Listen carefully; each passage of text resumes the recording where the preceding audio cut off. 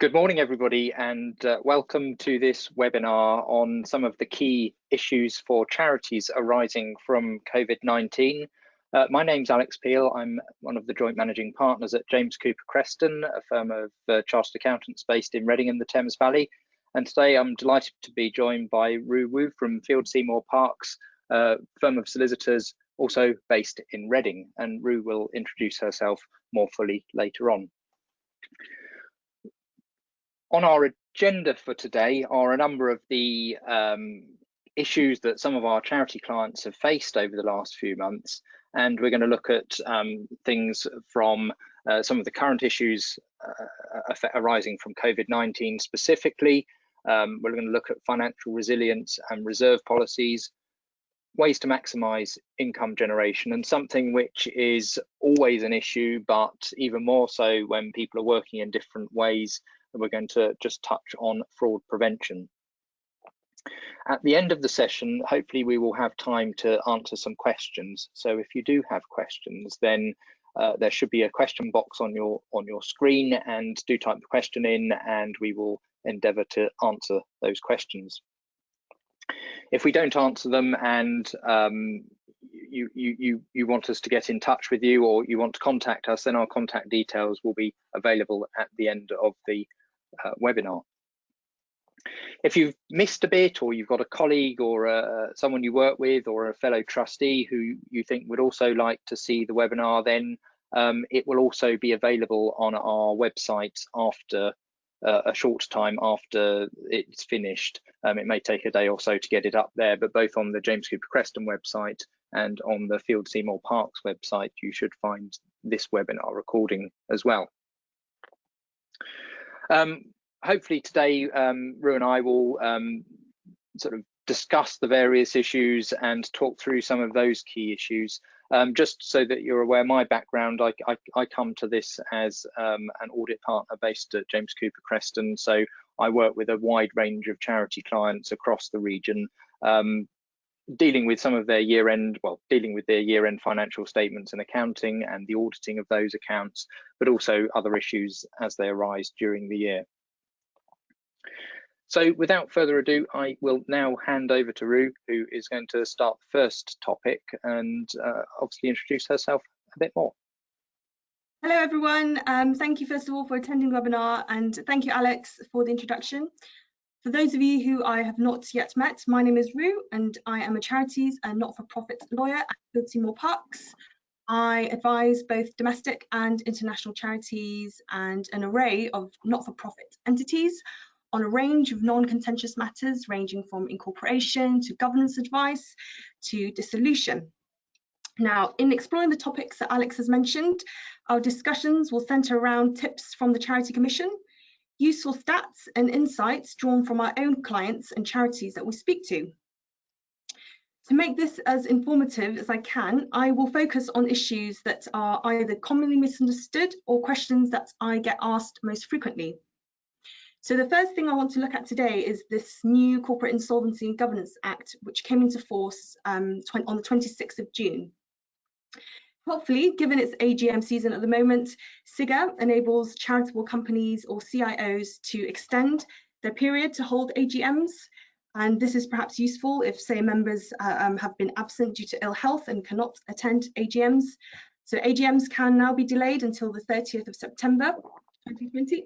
It also permits virtual meetings, and this is even if the governing document of your charity does not allow for this or require a physical meeting. Just by way of a tip, while SIGA is helpful in this respect, the flexibility offered at the moment only lasts until the 30th of September this year. So unless that's extended by secondary legislation, I would therefore advise charities to take some time to review their governing documents to see if there is an express provision which permits virtual meetings, and if there isn't, to build this in. And by way of an example, only last week I was assisting a national not-for-profit to amend their articles to build in this flexibility, so that going beyond the 30th of September, they are not at the whim of Parliament or lockdown or social distancing rules, and have this inherent flexibility and certainty. It might be worth noting that SIGA does not apply to unincorporated charities nor Act of Parliament charities. So these are statutory charities. Their constitution is a bit fiddly to amend, because to amend it, you essentially require a new Act of Parliament, or sometimes through what's known as the Charity Commission scheme. It also doesn't apply to Royal Chartered charities, and this is because chartered bodies are not actually governed by the company. However, what is also helpful in doing is providing an extension for charitable companies with their various company house filings. As you know, that charitable companies are required to submit their accounts, so they can apply for a 3-month extension. And I have seen this used by a few of my charity clients. I guess on the whole, what is good at the moment is that the Charity Commission is adopting, they're calling it a pragmatic approach. So if it is not possible for charities to hold AGMs to approve accounts, then please do inform the Charity Commission in advance. Another element that SIGA is helpful in offering is that it offers insolvency help for charitable companies and CIOs, and essentially provides a breathing space to help such companies to continue trading, explore rescue and restructuring options. Now, I'm not going to go into any further detail on the various insolvency measures, because I'm not an insolvency expert, but we do have expertise here should you require any assistance on that. That said, though, SIGA has temporarily suspended wrongful trading provisions and have removed the threat of personal liability for directors or trustees of charitable companies and CIOs. Now, at this point, you might ask, well, why is there even a mention of personal liability when my charity is, say, a corporate body, which has its own separate legal identity and can be sued in its own name? And to that, I would say, yes, that is a good point, and is one of the most common reasons for my unincorporated charity clients seeking incorporation, which is precisely to limit this personal liability risk, because for unincorporated charities, they do not have a legal personality, and it's the individual trustees that represent the charity. Now, contrary to what some people may think or believe, trustees of incorporated charities can be personally liable. Granted, it's rare, but in limited circumstances they can. And this is something that the limited liability legal form cannot protect them against. And wrongful trading is a good example of one of these limited circumstances which trustees may find themselves personally liable, which is why SIGA is useful here to remove this threat. But please do note that the other insolvency law requirements will continue to apply and will determine how the charity operates if it is close to insolvency. And I do get asked this question sometimes about these personal liability risks and what other breaches trustee may find themselves liable. So these are dishonesty, for instance. So if trustees are deliberately dishonest, say they commit fraud or theft, or if there is what's called a breach of trust, so where trustees operate the charity outside its stated charitable purposes, or using the charitable funds for non-charitable purposes, or even using those funds to make unauthorized payments to one or more of its trustees. Now, just on this breach of trust point, I want to link this with the issue that some charities at the moment who do not tackle COVID related matters or deliver COVID related frontline services, but say have been inspired of late to lend a hand. Now, to avoid a breach of trust, I would recommend charities to please first check your constitution to see if you are allowed to do this. Some charitable objects or charitable purposes are broadly drafted to allow a charity to offer COVID support if they haven't done that in the past. So if there is a general relief of poverty, advancement of health, a general object, then it may be possible to do so, but please check that first. Now, given all this talk on personal liability, I just want to remind our trustee listeners that now more than ever in these trying times, to refamiliarise yourself with both your general trustee duties, which are the ones that are essentially developed by the courts but are not set out in statute. You can find these nicely summarised in the CC3 guidance. as well as your specific statutory trustee duties, which will vary depending on the legal form the charity takes. So for charitable companies, these are set out in sections 171 to 177 of the Companies Act 2006, whereas for CIO charities, these are set out in section 2112 of the Charities Act 2011. Now, lastly, on this topic, I also just want to remind trustees of the continued need to report serious incidents to Charity Commission. I think the general expectation from Charity Commission is actually now more than ever, given that resources are thin on the ground and we are, operating fluctuating times. It is critical to ensure there are sufficient protections and safeguards in place for your charity. What is helpful is that the Charity Commission has published some specific COVID-related instances which they do expect trustees to report on. All right, so that brings me to the end of this section. Alex, I just want to get your thoughts on what your experiences are on this with your charity clients over the last 6 months. Okay, thanks very much, Ruth. So I think from an accounting audit point of view and in terms of some practical points, I think a lot of the issues have been similar. I think the clarification around how to hold meetings is really useful because that's one thing that trustees have struggled with a bit.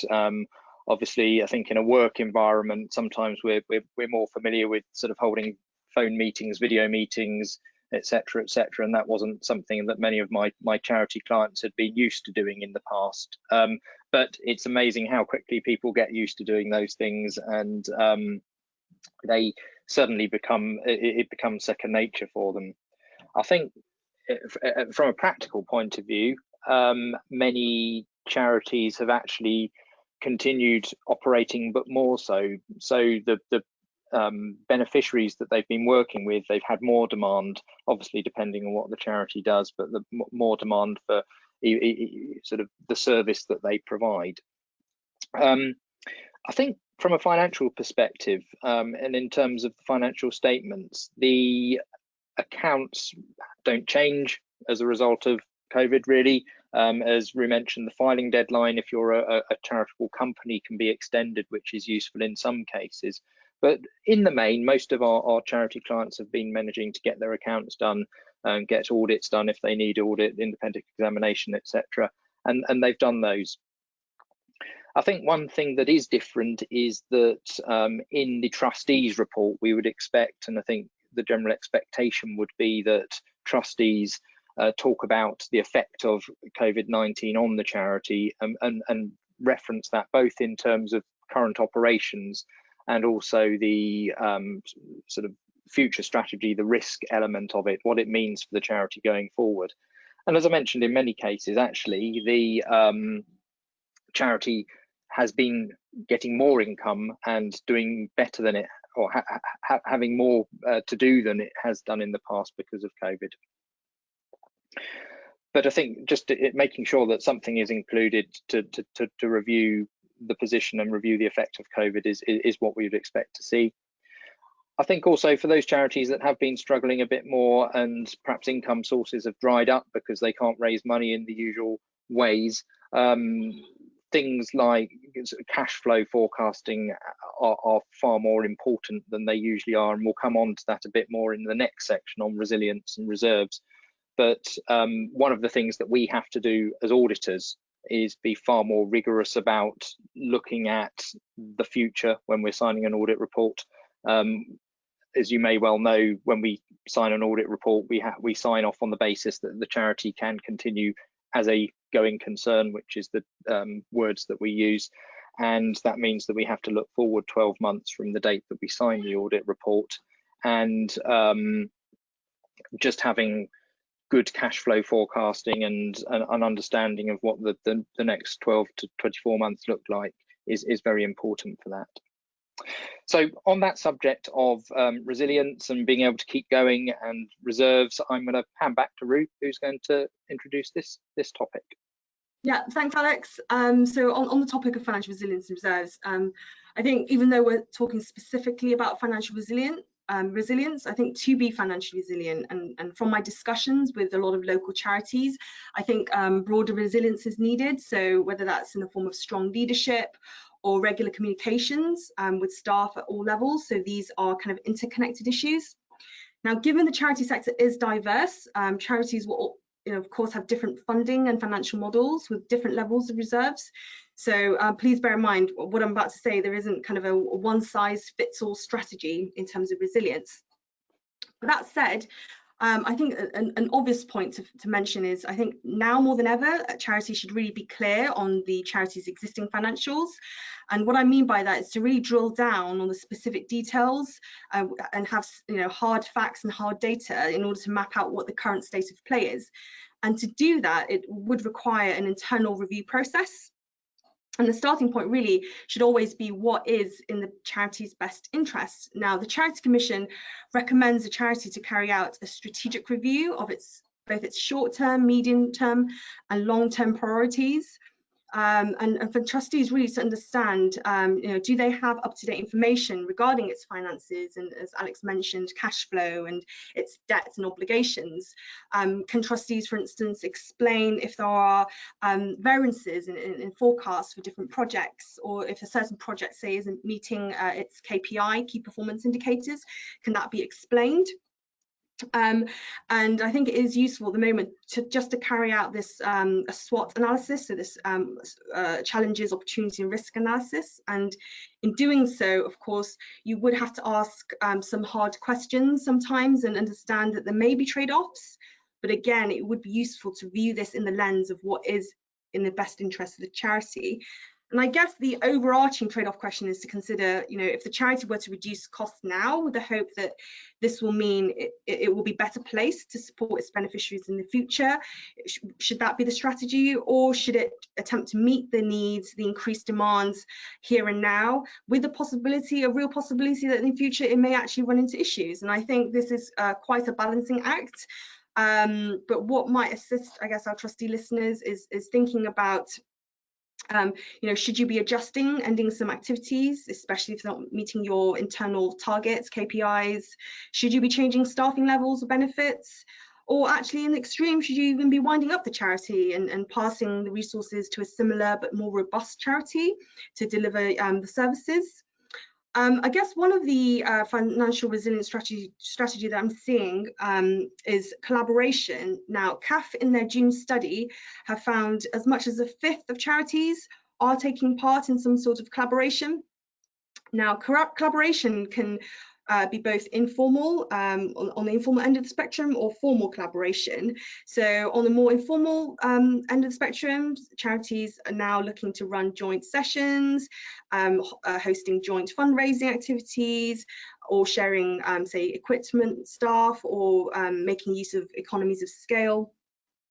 On the more formal end of the spectrum, we've seen of late some charities merging as well. What I would say to this is, irrespective of wherever the collaboration falls on the spectrum, the Charity Commission does expect trustees to act prudently, and this is one of their general trustee duties. And they do expect trustees to really satisfy themselves of that there will be adequate benefits of the collaboration. But what is good from my correspondence with the Charity Commission is that they don't tend to get involved in collaboration business, because normally trustees have the required powers in their constitution to collaborate once they've satisfied themselves that that there are hard benefits, whether it's improvements to quality of service or reaching to a more diverse group of beneficiaries. I guess another strand in terms of resilience is thinking about your fundraising strategy. Now, over the past few months, I've seen quite a few emergency appeals, and I've personally participated in some really fun online fundraising events, which is great. I'm also seeing match funding campaigns and pledges where charities are reaching out to corporates, requesting them to match fund donations. So perhaps in light of this, have a look at what your fundraising strategy is and see if there are ways that you can, say, better utilize technology and use digital platforms to get your voice out there. Just on that, there is a really good guidance that the Charity Commission has published. It's called the CC40 guidance. It also covers raising funds in collaboration with the charities. So if you have time, I would recommend for you to have a look at that. So the last thing I think on this is just reserves. Now, I do get asked this question a lot, and I think this is commonly misunderstood. So there is actually a difference between reserves and restricted funds. So reserves simply are a part of the charity's unrestricted fund that they can freely spend on any of the charity's purposes. So I like to think of it as kind of like a cushion or like a rainy day fund. And they can certainly be spent to help cope with what we're going through now, you know, unexpected. Now contrast this with restricted funds. Trustees cannot typically spend this at their discretion, and it can really only be used for a particular defined purpose, and whether that's a result of monies injected through a specific fundraising appeal, or perhaps because it's what's known as a permanent endowment asset, which is basically a property with a restriction attached to it.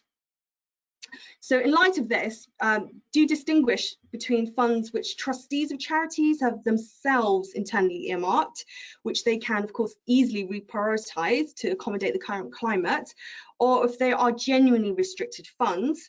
Now, if they're genuinely restricted funds imposed by a third party, it may be worth checking to see if this can be amended. But the Charities Commission recommends to really only do this if the use of reserves is not an option. I guess the final point just on this is for trustees just to be aware of what their reserves policy is and consider in the current climate especially, is it fit for purpose? You know, is it flexible enough to meet your current needs? Does it allow you to say to draw down the reserves that you want to spend? So on this topic, Alex, from a financial reporting point of view, what are the key issues that you frequently encounter? Thank you. I think starting with the reserves policy, really, it's one of the key issues that we come across.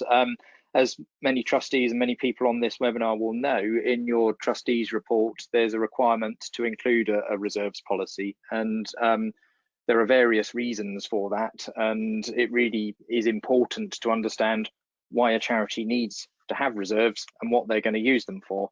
There are many charities that obviously would like to have more in reserve and be able to have that fund available and build it up over time, but equally there are charities who have been lucky enough to accumulate monies over a period of time and perhaps should be spending them. So I think what we often see is charities trying to fit their reserve policy to what they've actually got at that point in time, whereas the policy should be a more long-term policy. You should set yourself an aspiration to have a certain level of reserves. All charities need reserves for working capital, for difficult times, for a period like we've had over the last 4 months, where perhaps fundraising might have been very difficult because you can't do the activities that you would normally do. So it's quite all right to have a deficit in a year and use up reserves if that's what you've had those reserves for in the first place.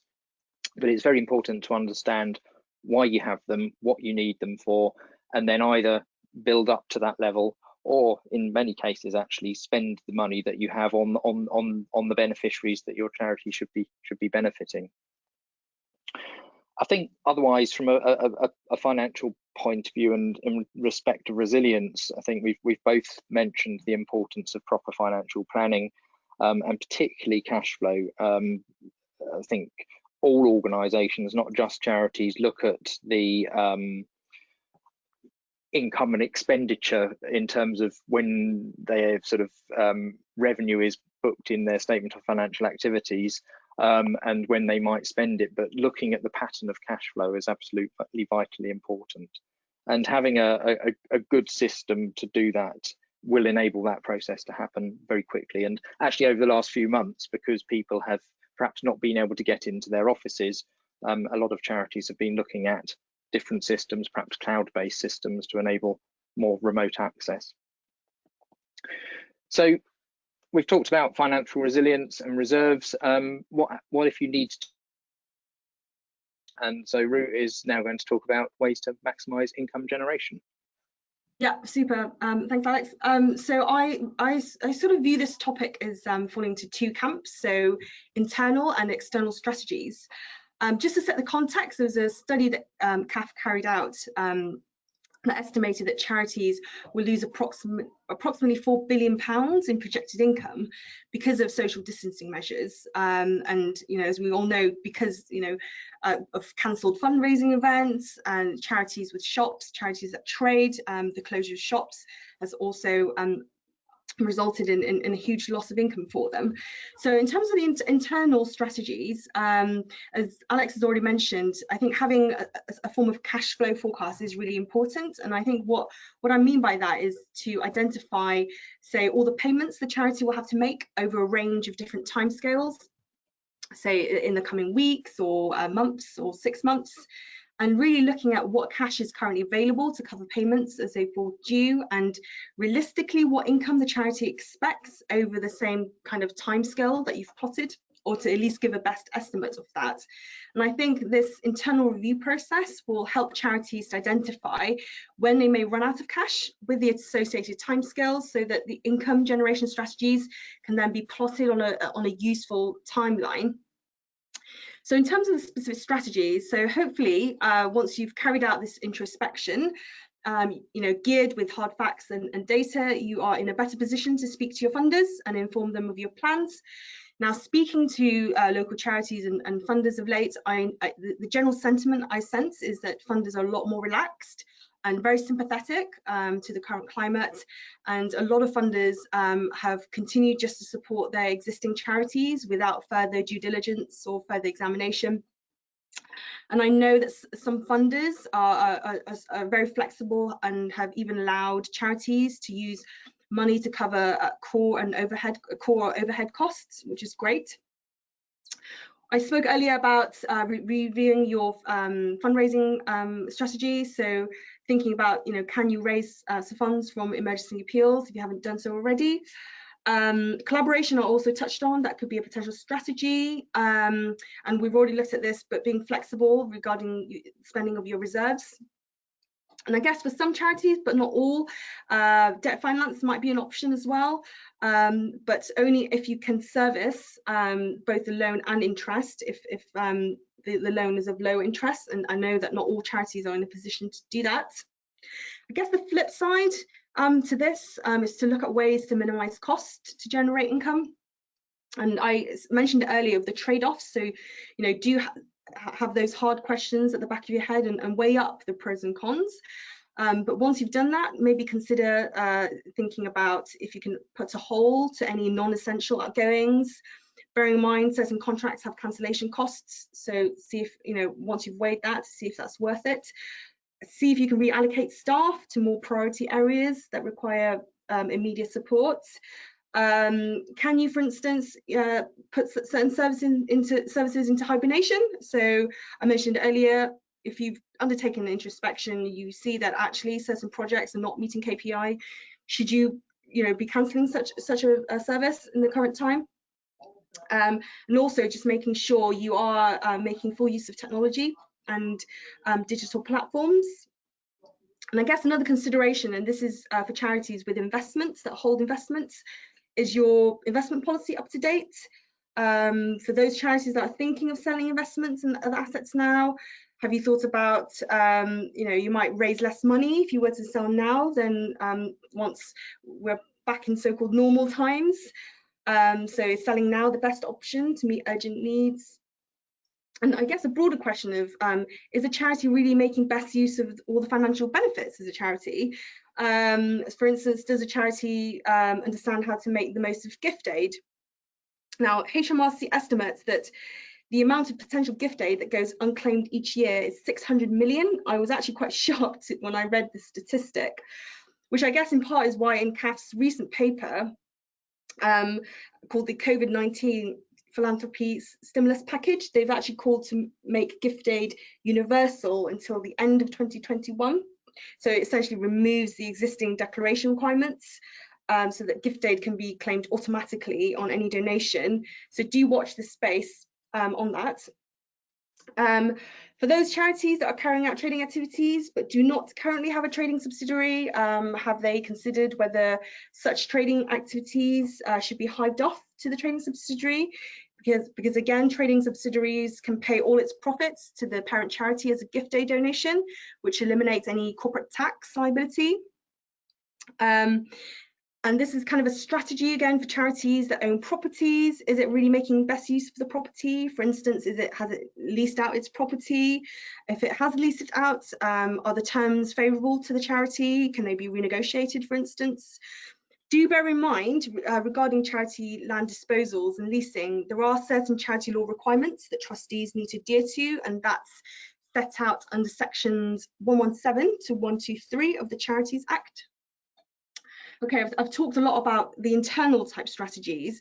On the external stuff, I think on the whole, it's been really well reported in the media. I'm sure a lot of our listeners know about the 750 million injection, which the Chancellor announced on the 8th of April, just under half of which is currently getting distributed by the National Lottery Community Fund. What I would say here is that speaking to local charities that have applied for National Lottery Community Fund funding, the process unfortunately is not the fastest, and it can take around 3 months for them to respond to a charity, respond to their request. Other things that are worth mentioning is I was very pleased to see the new iteration of the coronavirus job retention scheme. So this is the furlough scheme. Because the prior iteration, I think, presented charities with a bit of a catch-22 situation, where they found that actually furloughing staff, even though it was a financial necessity, but staff were very much needed to meet the increase in demand.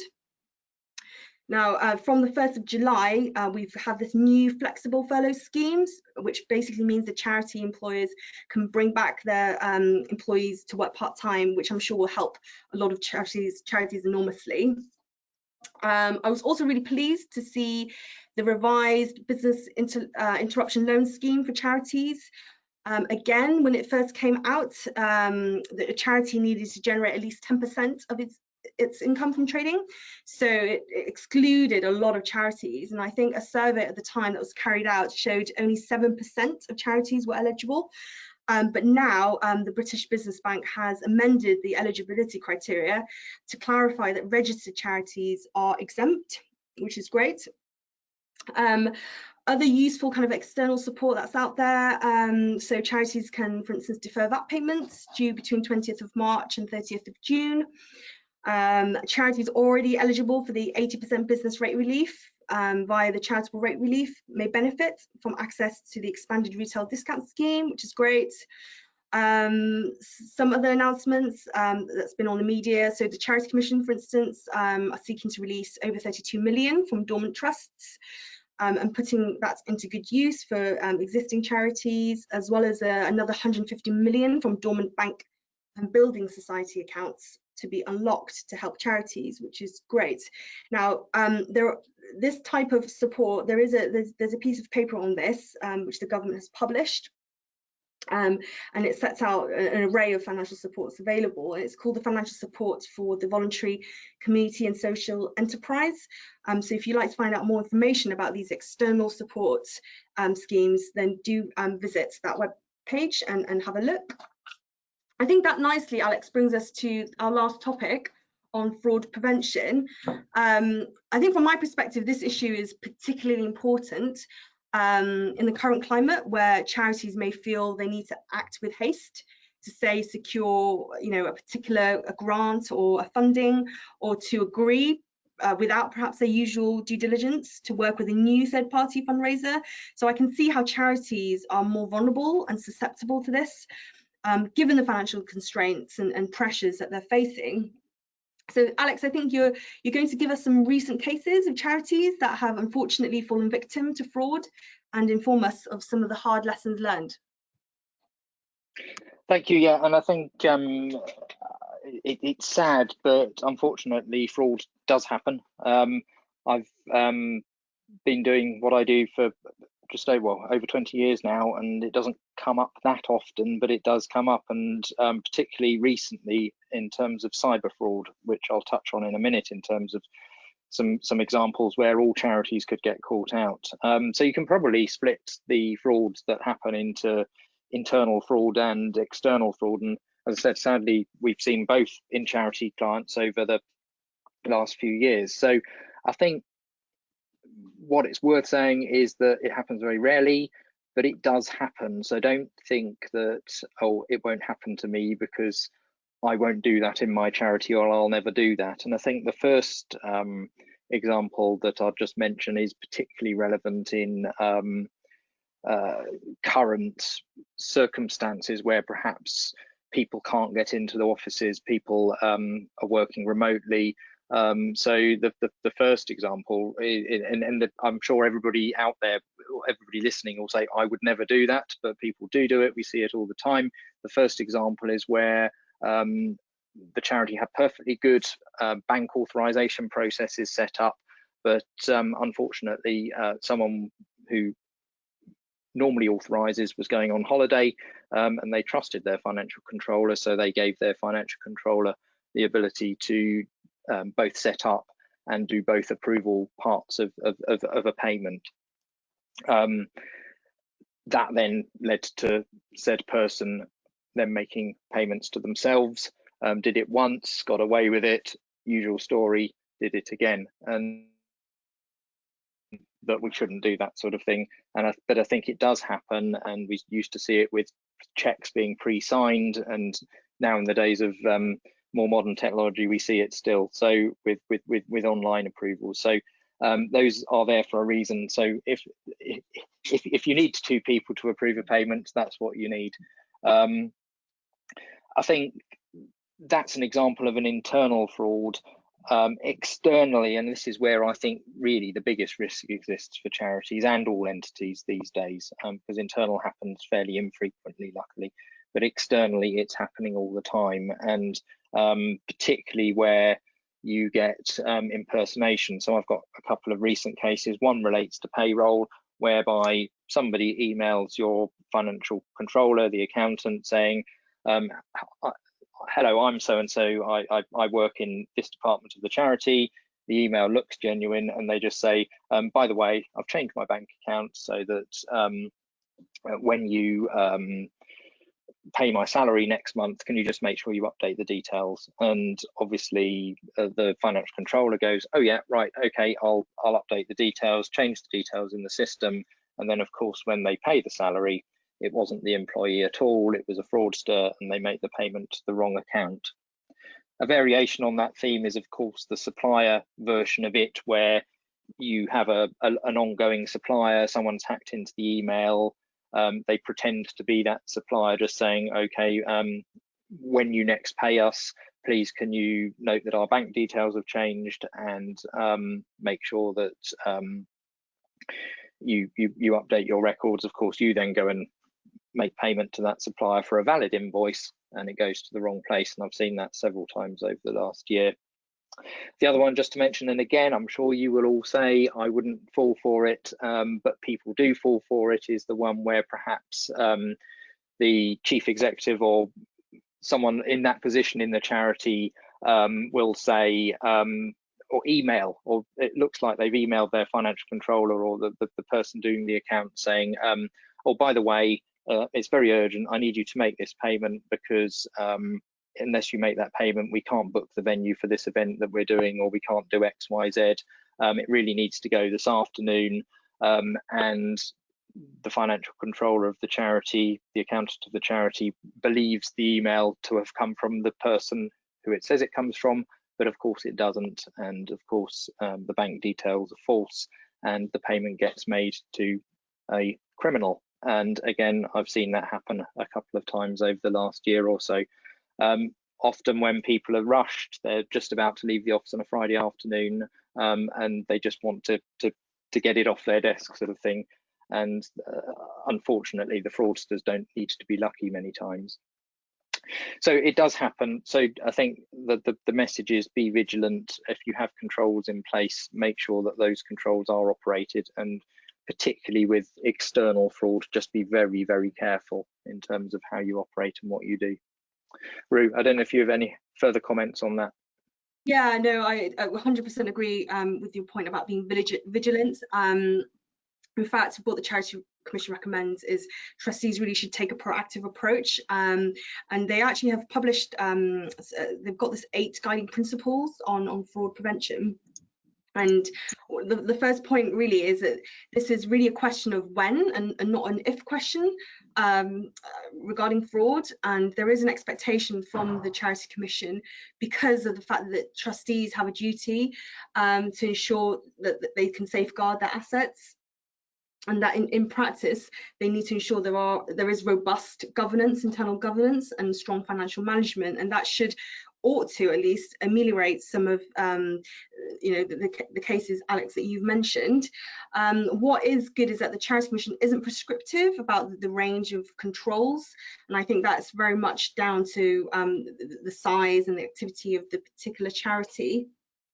But I guess as a basic minimum, they do expect some sort of an internal financial control process, and they do expect adequate financial records and audit trails of decisions. And also linked with that, in the unfortunate instances where there are fraud, they do expect trustees to report it promptly, and they need to report it both to the Charity Commission and to Action Fraud. As I mentioned earlier, that the Charity Commission has given some examples of serious instances that they expect trustees to report in the current pandemic. A few of those do actually relate to fraud. So an example I'd give here is that they expect trustees to report a fraud that is linked to the pandemic, where say the charity purchases personal protective equipment, but the products are never delivered. But if there's just kind of the charity receives a scam email, that should really be reported to the National Cybersecurity Centre through the Suspicious Email Reporting Service. In case this is helpful, a good way of looking at, is my fraud, if you have a fraud policy, is it kind of fit for purpose? Is it robust enough to prevent fraud? Just asking some simple questions like, if you were to discover significant fraud today, what would be your immediate next steps, and who would really be in charge?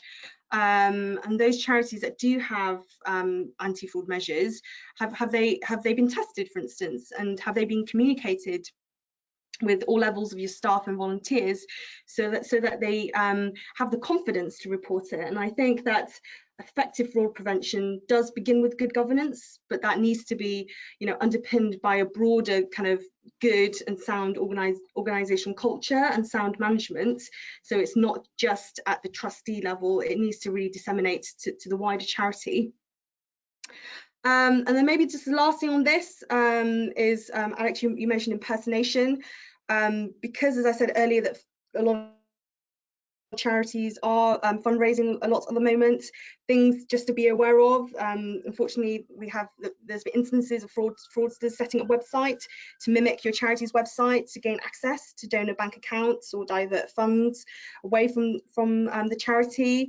There's also been instances where fraudsters are using a charity's online donation processing systems.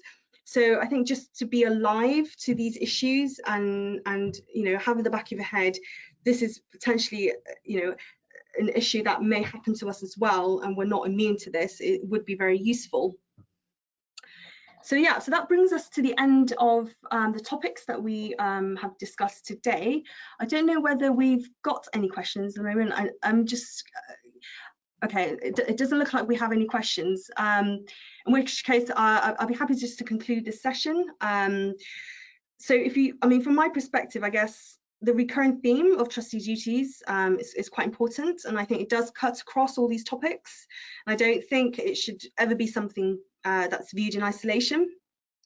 Given that, for our charity trustees listening, charity trustees are ultimately the ones responsible for the governance of the charity. And most trustees' positions, as you know, are unpaid, and people do it out of the kindness of their hearts and really wanting to make a difference, which is really amazing.